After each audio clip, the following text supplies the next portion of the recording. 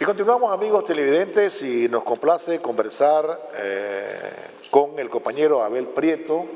Él es escritor cubano, es presidente de la Casa de las Américas, es asesor del presidente Miguel Díaz-Canel, también ha sido asesor del comandante Fidel, del comandante Raúl, y se encuentra de visita en Nicaragua. Fue ministro de Cultura también en su país durante 15 años. Gracias por permitirnos estar con nosotros esta mañana, y nos acompaña, y le agradecemos también al compañero Luis Morales, ¿verdad?, del Instituto Nicaragüense de Cultura. Gracias, Luis, también por permitirnos esta charla, ¿verdad?, compartir esta charla con el compañero Prieto. Queríamos hablar un poco de las razones que lo han traído aquí. Sabemos que ha venido para la conmemoración, la celebración del natalicio del comandante Fidel Castro, 97 años, pero también coincide con el nacimiento del comandante Tomás Borges Martínez, ¿verdad?, 93, y ha tenido la oportunidad de participar en diversos actos, diversas actividades que se han desarrollado en honor a estos dos grandes hombres de lucha revolucionaria, y sobre todo pues que Nicaragua y Cuba tienen una hermandad de hace muchísimos años. Hablemos un poco de su estadía en Nicaragua, que lo ha traído por aquí esta actividad, y ha tenido la oportunidad también, como lo decía la compañera vicepresidenta, de ser invitado también al acto del 43 aniversario de la Fuerza Naval del Ejército de Nicaragua. Bienvenido, y quisiéramos sus impresiones, ¿verdad?, acerca de esta visita. Gracias Alberto por la invitación y por esta oportunidad. Me alegra que esté con nosotros Luis, que me ha acompañado todo el tiempo y ha sido realmente un apoyo excepcional. Mira, creo que ayer que el comandante Daniel me invitó a comentar algo en el acto de la Fuerza Naval del 43 aniversario, ha sido muy emotivo para mí. Lo dijo el propio presidente Daniel, que Fidel lo dijo con mucha fuerza, con mucha autenticidad, con mucho afecto real. Vive en los corazones del sandinismo y de las figuras líderes del sandinismo. Y eso lo he ido advirtiendo todo el tiempo, Alberto, aquí desde el primer acto ahí en León. Fue en León, sí, por la mañana, el domingo. El domingo 13 de agosto por la mañana, en una calle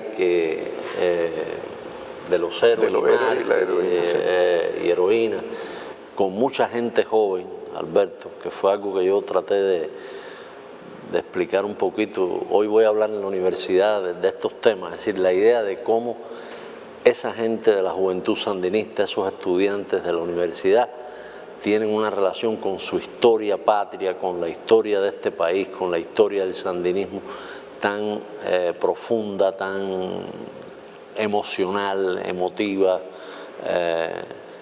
que una de los planes, traté de hablar de eso ayer muy brevemente, tiene que ver con que la juventud olvide sus raíces, olvide el itinerario de sus naciones, se entregue a la frivolidad, a la tontería, y se desmovilice como factor de transformación. Y he notado aquí en Nicaragua, Alberto, mucho afecto, mucho cariño, un tipo de relación muy intensa con los orígenes de esta gran revolución, los orígenes del sandinismo, el recuerdo de Tomás, a quien conocí, tuve el placer de estar muchas veces con él en Cuba y acá también, y Tomás, que es como fundador del Frente Sandinista, es como un eslabón clave para entender esta gran proeza del pueblo nicaragüense.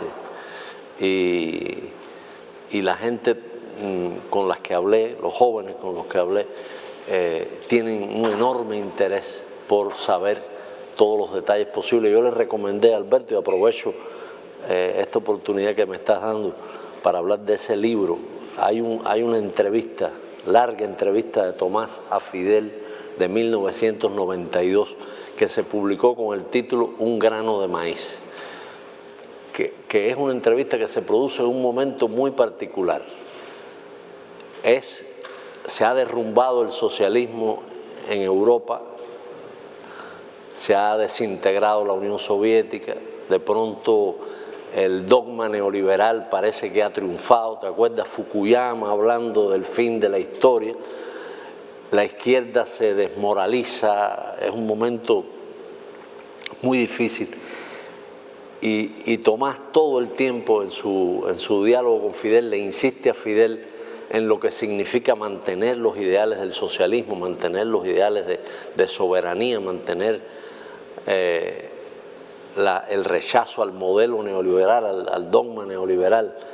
Y la entrevista por eso tiene tanto valor, por esa, lo hemos hablado Luis, ese momento tan peculiar en que se produce el diálogo entre Tomás y Fidel y las cosas que le dice Fidel y las preguntas, por supuesto, que muy agudas, muy penetrantes, que hace Tomás son muy útiles para entender lo que significó ese momento. Fue un momento realmente tenebroso, un momento verdaderamente de auge de las teorías estas de que es el mercado el que va a traer la prosperidad, de que el Estado no tiene que meterse en economía. Por definición el Estado está descalificado para hacer una intervención eficaz, mínimamente eficaz. El Estado es sinónimo de burocracia. Ellos lo hicieron sinónimo de democracia, nada menos que el mercado como reino de la democracia, de burocracia, de gente inepta, corrupta. Y entonces la privatización de todo, y es un momento donde hay realmente muchos peligros para las utopías, para las ideas de izquierda. Y es muy interesante ese texto. Se lo recomendé a los jóvenes allá en León. Hoy quiero hacerlo de nuevo con los compañeros de la universidad y aprovecho esta oportunidad que me das para hablar de eso. Han sido horas muy intensas, Alberto, muy intensas. Estuvimos, si tú me ayudas, Luis. En Pozo Ortega estuvimos el domingo también en el Centro de Tecnología Agropecuaria Comandante Fidel Castro Ruz. Y ahí nos atendieron espléndidamente y muy interesantes las capacidades que vienen desarrollando los jóvenes que nos atendieron ahí, son técnicos, especialistas, los laboratorios, ahí sí les compartí. Estuvo el ministro de Agricultura nicaragüense. Bosco Castillo, que es joven. Bosco Castillo, muy brillante. Y una cosa, lo decía Luis, la gente allí, Alberto, de ese Centro de Desarrollo Tecnológico Fidel Castro, son gente muy preparada, pero que al mismo tiempo tienen como la mística de aquella obsesión de Fidel por el cambio climático y cómo íbamos a alimentarnos en medio de fenómenos como la desertificación, los eventos extremos asociados al colapso climático. Y ellos, tú te diste cuenta, Luis, que todos los compañeros, los del laboratorio, los que estaban en las parcelas estas experimentales, todos tienen no solo vamos a decir, los detalles técnicos, sino como la filosofía del problema. Ahora, hablando un poco sobre el comandante Castro, ese momento en el que el comandante Borges le hace la entrevista, pues la revolución ha sobrevivido a todas esas circunstancias difíciles, ¿no? Y eso denota la voluntad de un pueblo. Es decir, han sido derrotadas no solo esas circunstancias, sino muchas otras. Y ya no digamos las agresiones que son disfrazadas de sanciones y que son ilegales además, el criminal bloqueo al que han sido sometidos los hermanos cubanos, y la revolución ha sobrevivido, ¿no? Y ha sabido librar todas estas batallas. Sí, no, Alberto, el imperialismo yanqui subestima a nuestros pueblos, subestima al pueblo nicaragüense, subestima al pueblo cubano, subestima a los pueblos de nuestra América. Es decir, su arrogancia es tal que lo lleva a cometer errores, torpezas. Y esta persistencia de ese bloqueo terrible, que se ha hecho más terrible, hay que recordar siempre, lo hemos hablado Luis también, y estoy seguro que estás al tanto, Alberto, con Trump, se sumaron a las medidas tradicionales, llamémosle así, del bloqueo, 243 medidas extras. Y por último, se sumó algo verdaderamente siniestro, que es la inclusión de Cuba en la lista de países patrocinadores del terrorismo. que es algo que nos hace un daño infinito. Cualquier tipo de transacción financiera en cualquier lugar del mundo, si en algún momento en el sistema de las computadoras todo eso aparece un país de esa lista, ahí queda congelada la transacción y nos crea dificultades enormes. Ahora hay una campaña para sumar más de 1 millón de firmas a una solicitud redactada en términos muy firmes, muy claros, muy precisos, a Biden para que saque a Cuba de esa lista. Porque el bloqueo es una suma de leyes que un presidente no puede desmontar. Pero sacarnos de esa lista es una decisión del Ejecutivo. Pueden perfectamente excluirnos de una lista, además que no tiene ningún tipo de valor legal ni moral. Es una cosa inmoral, infame, esa lista. Pero de todos modos nos hace un daño infinito. Y realmente el plan es, como en un momento hicieron aquí con el gobierno sandinista en Nicaragua, que la gente se confunda, que la gente confunda las dificultades cotidianas y crea que es responsabilidad del gobierno y deje de creer en su gobierno, deje de creer en el partido y que la gente se dividir, confundir. Gente joven, gente que no tiene bien los procesos históricos suficientemente claros. Pero bueno, ellos han fracasado siempre, van a seguir fracasando. Nosotros al mismo tiempo tenemos que, lo que nos ha pedido el compañero Díaz-Canel, vamos a vencer el bloqueo sin que lo levanten. No esperemos a que lo levanten, vamos a vencerlo con lo que él le llama resistencia creativa, es decir, resistir al mismo tiempo creando alternativas, creando soluciones. No solamente a Cuba, también Venezuela, Nicaragua, sí, claro, y todos los que le resulten incómodos. No, ellos no desisten en sus planes de sabotaje, en sus planes de querer desestabilizar a nuestros pueblos, ¿no? Acuérdate, Alberto, se están cumpliendo ahora este año 200 años de la doctrina Monroe. Esa doctrina para la élite que gobierna el imperio está absolutamente con total vigencia. Y no se acostumbran a que tengamos gobiernos como los de Venezuela, Nicaragua, Cuba, que no se someten a la subordinación, digamos, que está en lo esencial de esa doctrina Monroe. Es un problema más allá del sistema que tú adoptes, más allá de todos esos pretextos, democracia, todo ese tipo de cosas, derechos humanos, todos estos son pretextos absolutamente que los laboratorios estos de guerra psicológica los fabrican semanalmente, esos pretextos. Se trata de que no aceptan la soberanía, el concepto de soberanía para el imperialismo americano y en general para todos los imperios, pero para el imperio americano en decadencia, con una terrible decadencia, pero todavía con una gran hegemonía en el campo de la maquinaria de comunicación, de lo que hablábamos al principio. No aceptan eso, no aceptan que haya países soberanos en su patio trasero, como en algún momento le han llamado. Ahora, hablando un poco también sobre estas luchas, hablando un poco sobre lo que ha mencionado, la parte comunicacional, la batalla por la verdad, es decir, hay una sarta de mentiras en la maquinaria propagandística de los imperios, no solamente, como usted decía, de los Estados Unidos, sino también del resto de países imperiales, imponiendo mentiras como verdades y también censurando. Porque no solamente es un asunto de atacar, sino también de no mencionar lo que se está haciendo. Es decir, usted ha visto aquí, y también nosotros sabemos de todos los avances que ha tenido Cuba en diferentes aspectos que tienen que ver con la voluntad de los gobiernos para mejorar la vida de sus habitantes, ¿verdad?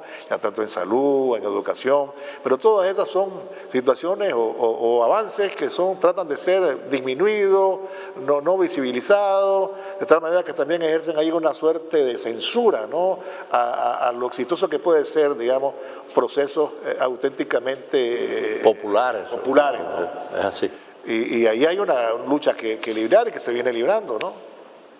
Sí, eso es así exactamente como está diciendo Alberto. Nunca van a hablar bien de una medida del gobierno nicaragüense, del gobierno de Cuba, del gobierno bolivariano. Nunca. Los grandes medios, los medios hegemónicos, nunca van a hablar de eso. Todo lo que sea sacarle algún partido algún tema, lo explotan sin piedad, mintiendo, pasando, como dices tú, la mentira por verdad. Ahora con un espacio que es realmente muy propicio a esa confusión entre verdad y mentira, que son las redes sociales. Las redes sociales, bueno, se habla de la posverdad, es decir, existe ahora un término como que hemos llegado a un mundo nuevo donde ya las fronteras entre verdad y mentira se están diluyendo, se están difuminando. Ya todo puede ser sometido a duda y los absurdos más increíbles prosperan y se instalan en lo que le llaman matrices de opinión.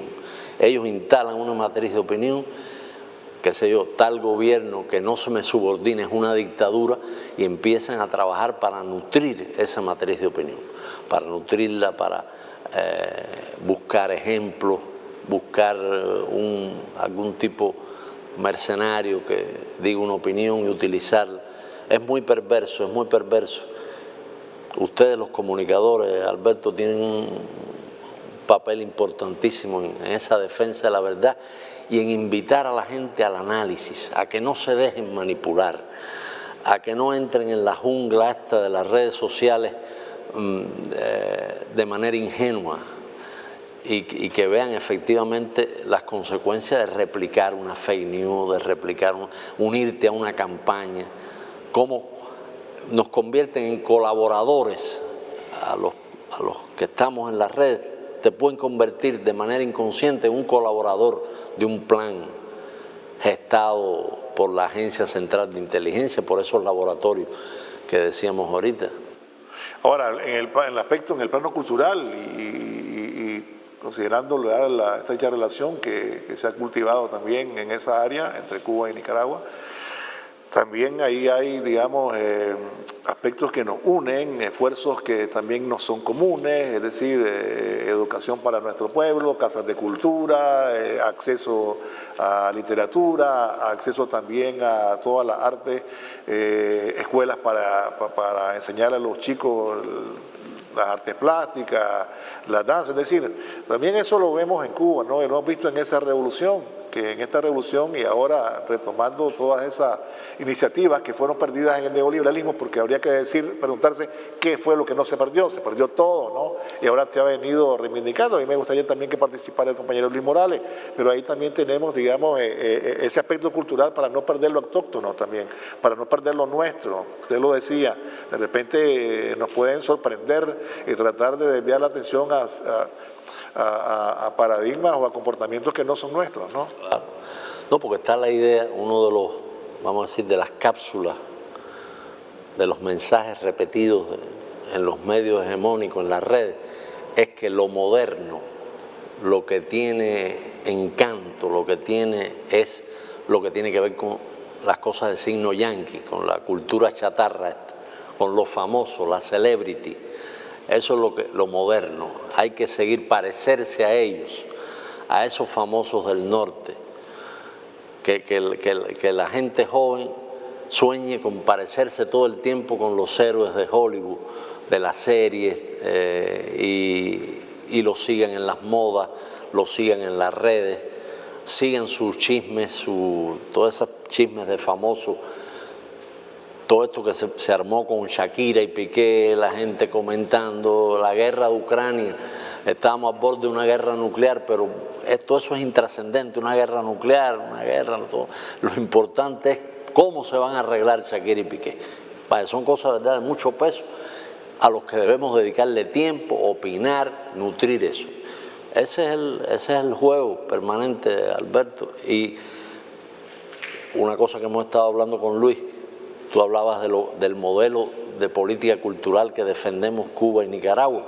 Nosotros no consideramos la cultura una mercancía. Una de las cosas más graves que ha ocurrido en los últimos años es la degradación de la cultura a mera mercancía. Por un lado, a mera mercancía, y por otro lado, a mera diversión, entretenimiento. Fíjate que le llaman industria del entretenimiento. Ya eso significa vaciar la cultura de un componente esencial de su naturaleza. es solo entretener y vender. Es decir, eso es muy trágico porque incluso le están dando la espalda a estas grandes corporaciones de la industria del entretenimiento, le están dando la espalda a las grandes conquistas culturales del Renacimiento para acá, de la propia burguesía. Es decir, pero bueno, a nosotros nos toca ese patrimonio preservar, a nuestras revoluciones nos corresponde. A mí siempre me llama mucho la atención, Alberto, que el primer libro de la Imprenta Nacional de Cuba en el año 60, 1960, fue El Quijote. Es decir, el primer libro que publica la Revolución Cubana es El Quijote de Cervantes, en 4 tomitos. Se hicieron en rotativas de periódico y se vendían en los estanquillos de periódico. Todavía no habíamos hecho la campaña de alfabetización y ya teníamos más Quijote por habitante que ningún otro país. Pero fue un gesto como de, vamos a decir, confiscamos el Quijote para el pueblo. No permitimos que el Quijote siguiera siendo, vamos a decir, patrimonio de las élites. Lo conquistamos para toda una nación. Y eso tiene un gran valor y no fue un manual de marxismo ni un manual de instrucción revolucionaria, fue nada menos que la más grande, la novela mayor, más importante, más trascendente de todos los tiempos, fue la que puso la Revolución Cubana en manos de los campesinos, de los estudiantes, de los obreros, de la gente de un pueblo que estaba viviendo tiempos nuevos. Luis, por favor. Ahí nosotros tenemos que reconocer que los proyectos culturales revolucionarios, nosotros tenemos como misión rescatar los valores identitarios. La cultura es identidad, no es diversión, no es entretenimiento. Entonces para nosotros es fundamental reconocernos en nuestra historia. La historia es realmente la vida que han tenido nuestros países y reconocernos en eso, en nuestros héroes, en nuestras acciones, en nuestros desarrollos de diferentes épocas. Nosotros decimos y aseguramos que el hecho cultural más importante de la historia contemporánea de Nicaragua es el triunfo de la Revolución Popular Sandinista, porque la revolución es la que nos dice que el arte universal es maravilloso, el ballet, la ópera, el teatro clásico, la pintura, la escultura, pero la revolución sandinista nos vino a decir que también las artesanías, nuestras comidas, nuestra costumbre es nuestra cultura. Nos vino a reconocernos en nuestra identidad. Entonces eso es lo que nosotros lucharemos por persistir en llevar a las nuevas generaciones estos valores identitarios, lo que nos hace ser nicaragüenses, lo que nos hace ser latinoamericanos, nuestroamericanos y caribeños, como decimos, ¿verdad? Porque la cultura es eso, es la identidad, no es simplemente un producto, no es una mercancía, no es una pieza de divertimento, es la identidad. Estamos jugando con la esencia de lo que somos nosotros, estamos trabajando con la esencia de lo que tenemos. Y para las nuevas generaciones, eso, la responsabilidad nuestra es fundamental. Es un reto cómo transmitir en medio de toda esta jungla, como decía Abel, de tantos medios, de tantas plataformas, de tantas tecnologías, seguir nosotros persistiendo y consolidando estos valores de identidad nacional, de identidad latinoamericana, nuestroamericana y caribeña. Ahí vuelvo de nuevo a los jóvenes, ¿no? Y a la historia. Usted mencionaba ayer y lo ha mencionado ahora no solamente el hecho del reconocimiento al comandante Fidel Castro de parte de la juventud nicaragüense, pero también hablaba del conocimiento de nuestra juventud, de la historia de nuestros héroes, nuestros propios héroes, nuestra propia historia. Es decir, la globalización quiere terminar con todo lo que es nuestro, con todo lo que tiene que ver con cada uno de los países. Y en ese sentido usted hacía, digamos, una reflexión acerca del papel de los jóvenes en ese sentido, ¿no? De interesarse por sus héroes, de interesarse por su historia. ¿Cómo preservar esto en nuestro pueblo? Yo veo, es una batalla, Alberto, contra la colonización cultural. En el fondo es una ofensiva colonial que no solo nos afecta a nosotros, el mundo entero. Europa, con toda su gran tradición cultural, está absolutamente homogeneizada, lo que decías tú. La idea de homogeneizar y de dañar eso que decía Luis de las identidades nacionales, las identidades regionales, el concepto de nuestro americano y caribeño, sentirse orgulloso de pertenecer al patrimonio cultural, a la memoria histórica de un país como Nicaragua y al mismo tiempo de de nuestra América, como decía Martí. Yo veo en dos sentidos la tarea que tenemos que hacer, Alberto, y no solo los ministerios de Cultura. Es una tarea de los ministerios de Educación, de las universidades, de los maestros, los educadores, los comunicadores, todo el que pueda ayudar a, por un lado, promover lo genuino, promover lo que realmente, aquí Luis mencionaba algo fundamental, que realmente también tiene mucho que ver con las políticas culturales de Cuba, de Nicaragua, de Venezuela, de otros países que realmente tienen una visión emancipadora de este tema. Las artesanías, es decir, la idea de barrer con la división entre alta cultura y cultura popular, que es otra de las trampas que nos han puesto. ¿Te das cuenta? Las cosas del pueblo son vistas por encima del hombro. Nuestras políticas culturales ven eso en el mismo nivel jerárquico, son nutrientes de la nación, nutrientes de la identidad. Por un lado, promover lo genuino, promover lo que es genuino, lo que tiene que ver con la creación, con lo esencial de la cultura.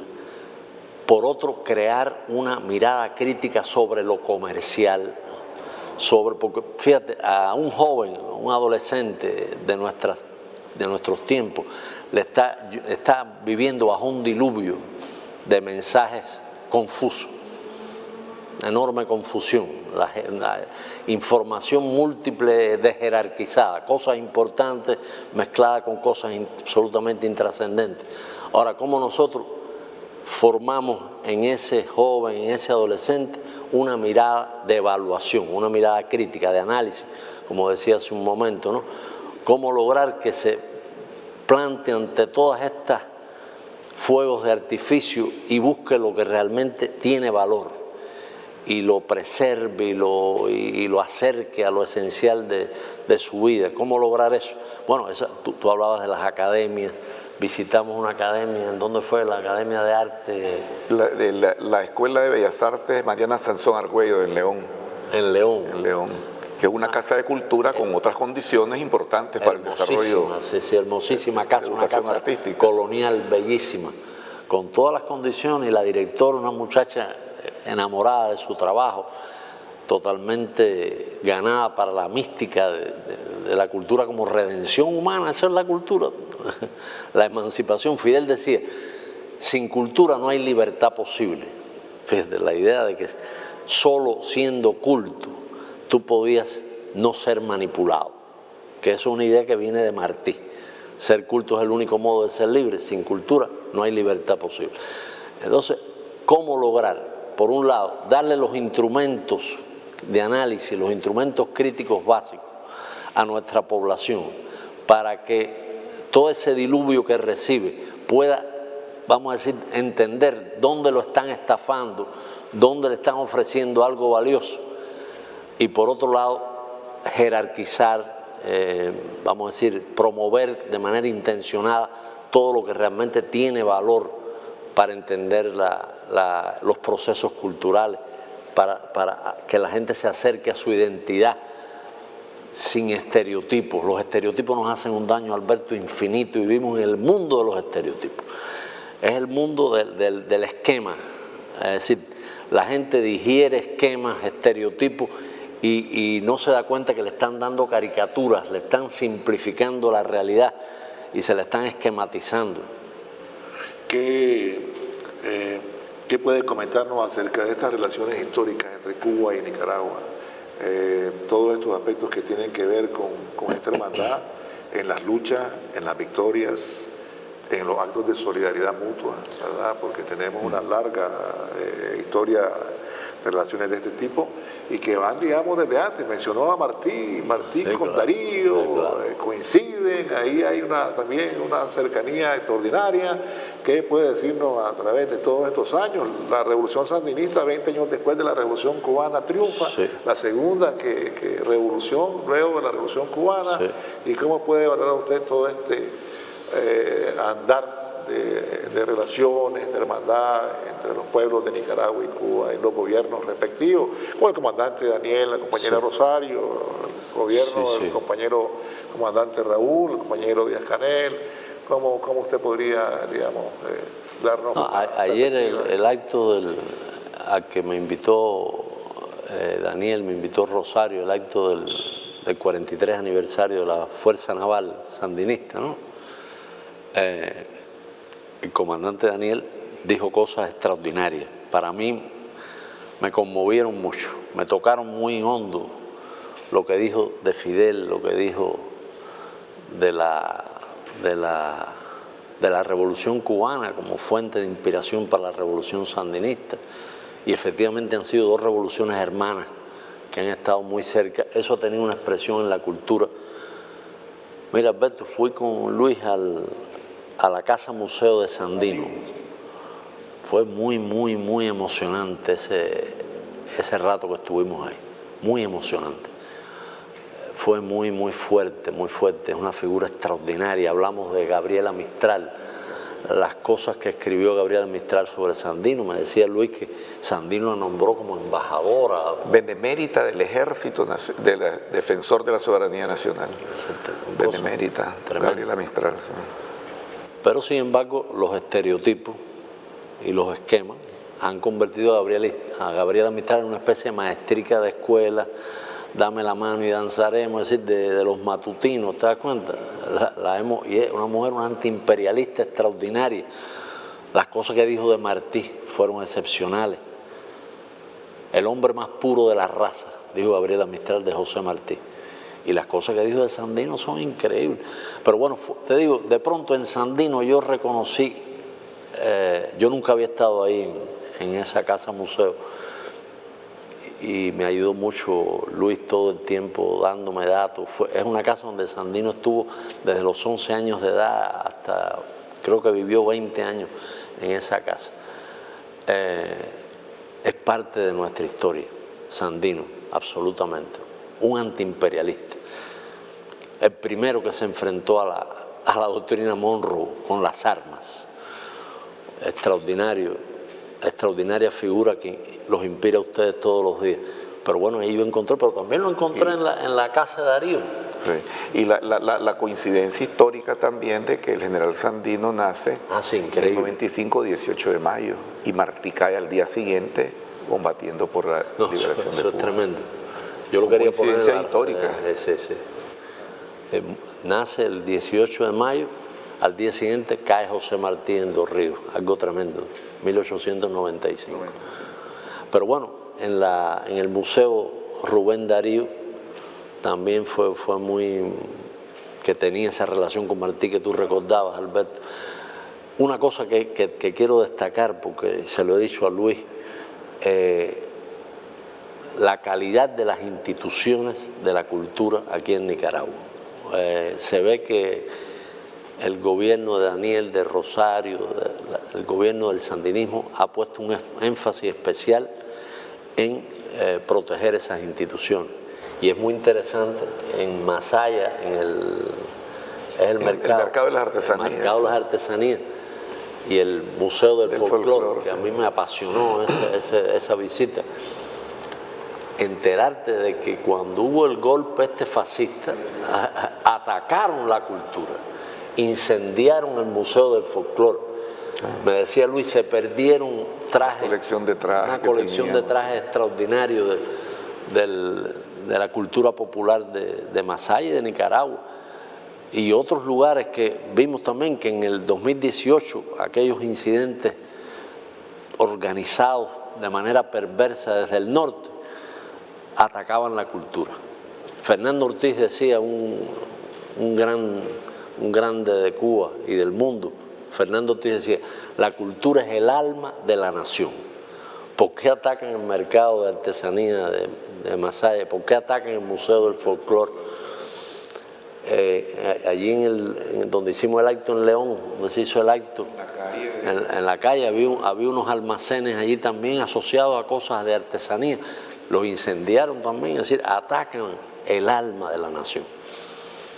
Pero bueno, es muy importante decir, y agradezco mucho la invitación que me hizo el gobierno sandinista de venir en este momento acá, porque aunque he estado otras muchas veces, siempre con temas asociados a la cultura, he visto realmente, he verificado la tremenda prioridad que tiene el trabajo con la cultura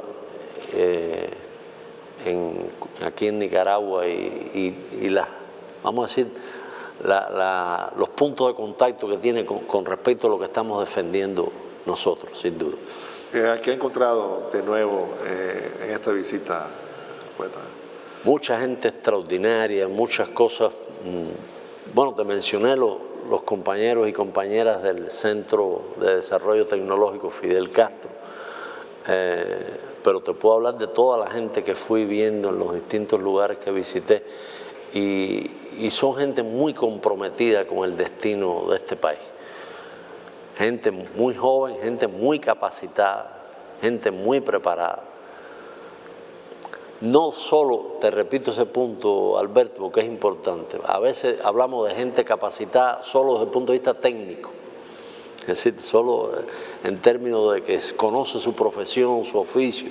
No, gente capacitada desde el punto de vista profesional, desde el punto de vista técnico, pero al mismo tiempo comprometida con algo más trascendente. Y sin duda es así lo que he vivido aquí y me ha impresionado mucho esta visita y hoy tengo esperanza de lograr una buena comunicación con los estudiantes en la universidad. ¿Qué más tiene en su agenda? No, ya. Ya hoy concluye con la Universidad Nacional en el Auditorio Fernando Gordillo. Vamos a tener una conferencia de Abel y unos panelistas que van a participar después. Estamos con un público de más de 200 estudiantes que van a estar hoy ahí. He observado mucho cariño de parte del comandante Ortega y de la compañera Rosario Murillo. Ayer se podía ver a través de la pantalla de los televisores, lo vio todo el pueblo de Nicaragua, es un sentimiento compartido, ¿no? Sí, absolutamente. Es un sentimiento fraterno, de hermanos de verdad.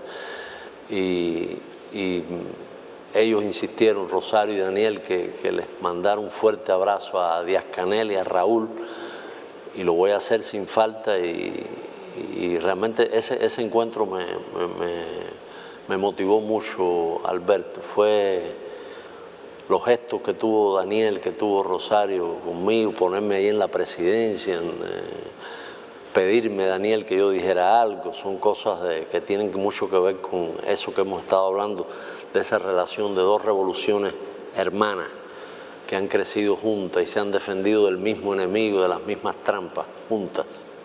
Yo le agradezco. Gracias, compañero Abel, por habernos permitido estas palabras. Gracias, Luis, por habernos acompañado. Nosotros vamos a continuar con el programa. No se vayan, ya regresamos.